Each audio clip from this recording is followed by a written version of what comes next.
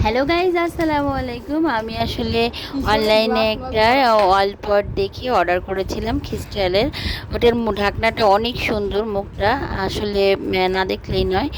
তো দেখাবো কিভাবে আসলে অনলাইন থেকে এটা পার্সেলটা আসার পরে, আমি তখন বাসায় ছিলাম না, আমার দারোয়ানের কাছে রেখে গিয়েছিল ডেলিভারি ম্যান। তো আমি বাসায় আসার পরে ওটাকে আমার কাছে দিলে আমি বাসায় আনার পরে ভিডিও করি।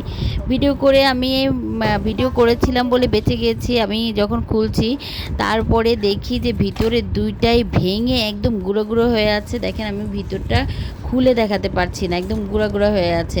অনলাইনে যদি আপনারা কোনো কিছু অর্ডার দেন, অবশ্যই সেটাকে ডেলিভারি ম্যানের সামনে কিংবা ভিডিও করা ছাড়া খুলবেন না।